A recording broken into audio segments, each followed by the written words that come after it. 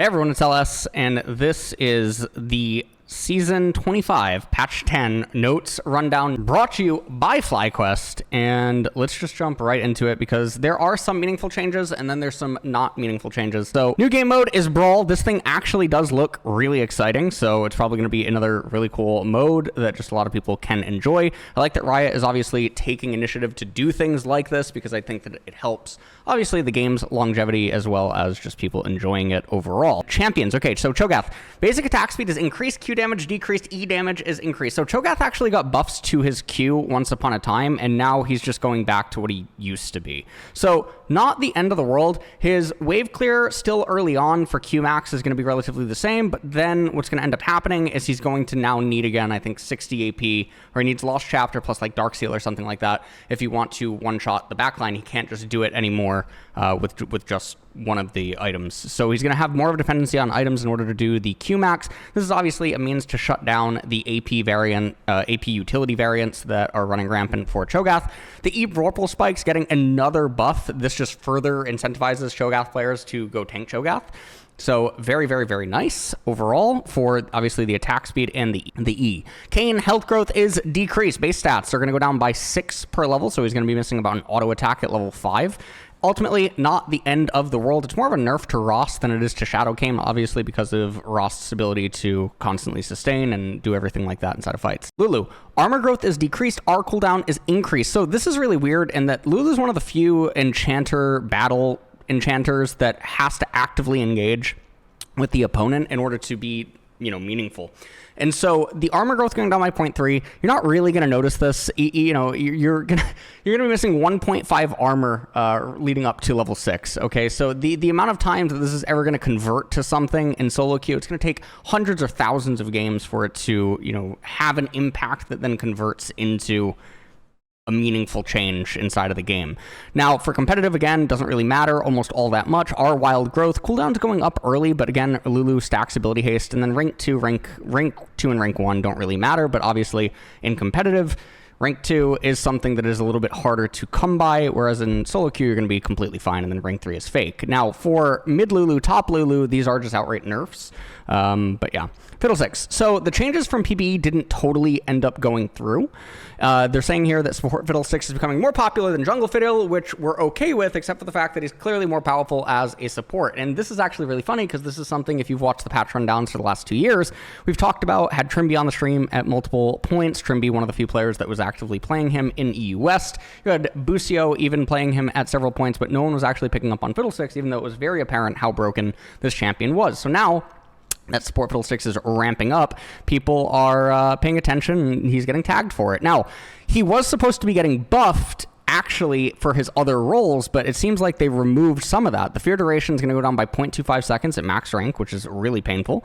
And now this is an ability that generally you put 3 points in W and then you max Q after that. And so you're not really feeling it so super bad at the rank 1. You'll start to notice it obviously at rank 2 and rank 3, ever so slightly. The damage, however, is very weird. So 4 to 9 plus 2% per 100% of target's current health to 4 to 6 plus 3%. So you're going to need over 300 AP to make it deal the same amount of damage that it once did.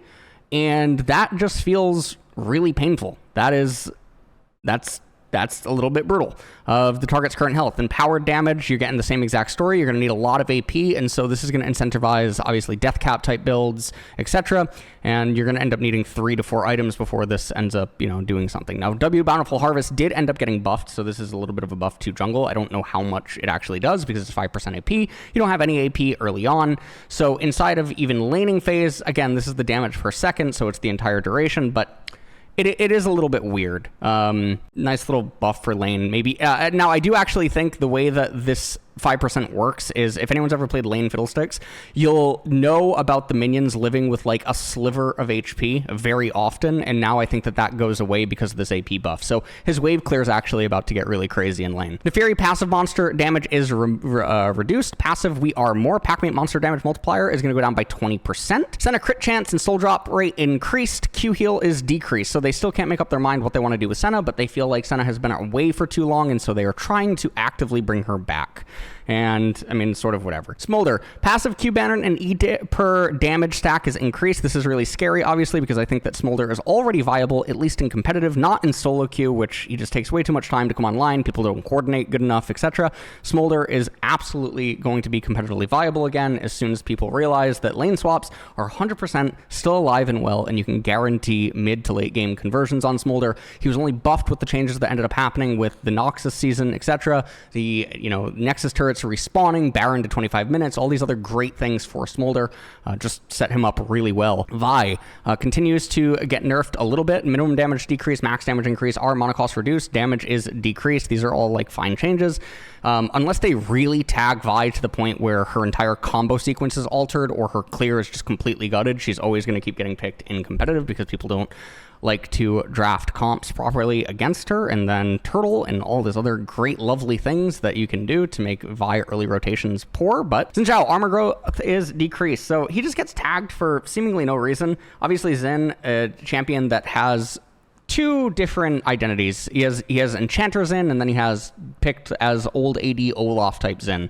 And when you do that, I mean, he's a much worse champion. You're literally talking about a B tier versus an S tier champion when you look at them in two different lights, so a little bit sad. Yuumi, our heal is decreased. Champion is quite good right now, and it's very sad that people aren't playing her again yet, but okay, she's going to get tagged. Our heal per hit is going to go down by 5 at rank 1, and then rank 2, it's going to go down by 10, so not the end of the world. Bloodletter's Curse is going to go up by 5, health going to go up by 50. Magic Shred is going to end up staying the same, but overall a really nice buff to the item. I think the item is really underappreciated. Not enough champions actually build it. We see it on champions like Rumble. I think that you should see it more on champions like even Malzahar.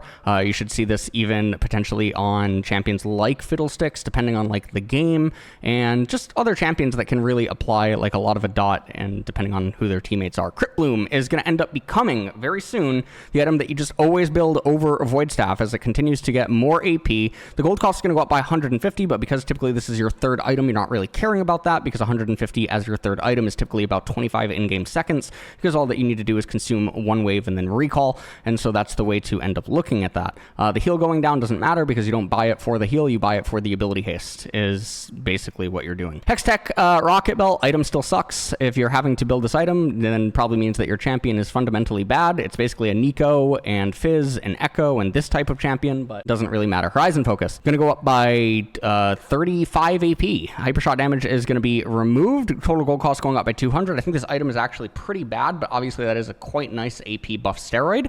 But I think that generally, because this is a utility item that you end up getting third or fourth, it means that you're not really wanting to get this item. There's just better things to buy. Liandry's gets tagged for like the 9th time in a row. Ability power goes down by 10. So it truly is becoming more of a tank plus anti-tank item in its own way, because it's giving you the HP and then it's giving you the percentage burn, but it's just not really giving you a whole lot of AP. Lich Bane, really big buff for champions like Gwen and other champions that are just going to utilize this. This is very big for Twisted Fate. When you're talking about 300 gold for an item that you're going to build first or second, you're talking about generally 1 to 1.5 minutes earlier spiking, and then for an item like this, which is totally the completed item rather than components of the item, then that's also a very, very big spike. Luden's Companion is going to go down by 100 gold, but again, it's typically going to be your first item, so that is it is a minion wave, but it's not quite the 300 gold, so it depends on which champion and how you're utilizing it. Malignance goes up by 5, very nice for certain champions that use Malignance. Annie gets another indirect buff with this. Morellonomicon is going to go down by 100 gold, but still zero reason to ever purchase this outside of a 6th item, because you just get all of the things that you're trying to get it for via the Oblivion Orb. Nashor's Tooth is going to go down by 100. This is a very big buff for Kayle, who obviously builds this as her first item. For AP Kaisa and all those types of things. Total gold cost on Rabadon's Deathcap also going down by 100. So Annie gets 2 really big indirect buffs this patch, which is really disturbing. I don't understand why they're doing that. And then one may even argue that, Bloodletters and Cryptbloom is also good for Annie. This is all just very, very, very bizarre, even though Annie does like flat M-Pen nowadays. Seraph's Embrace, Lifeline Shield is going to go down by 2% max. Oh, it's going to go from 200 plus 20% current to 18% max mana. Very, very big buff to Rise. Absolutely massive buff to Rise. and champions that build Rod of Ages plus Seraph. So you might end up seeing, builds like Seraph's Embrace plus Rod of Ages, etc. Stormsurge going to go down by 100 gold, move speed going up by 2%, so you're going to get about 7 MS on most champions, so almost free magical boots. Gold on Preemptive Takedown removed, move speed on Squall removed, so overall just the item is massively buffed. Unsealed Spellbook, a base recharge is going to go from 5 to 4 minutes, very good for certain junglers in competitive, like Ivern in a lot of cases. Shen even potentially, depending on how the team comp is in competitive, can use this. Ornn inside of the jungle can use this. Ornn even in competitive in top lane or mid lane can end up using it. And that is it for the patch. We have a bunch of skins coming out. High Noon Yorick, after he just ended up getting tagged a while. Stargazer Vex honestly just looks like a really high Pokemon. And then Blood Moon Rise kind of looks like a troll from World of Warcraft. But the in-game skins themselves actually all look really cool. Although this kind of looks like an undead Mordekaiser Gangplank fusion with the Pantara ring. So I'm not really sure how to feel about that one. Vex looks straight out of Disney. And that is it, guys. Don't forget to like and subscribe here on the FlyQuest channel and leave a mention in the comments on how you're feeling about the new stylistic approach to the videos.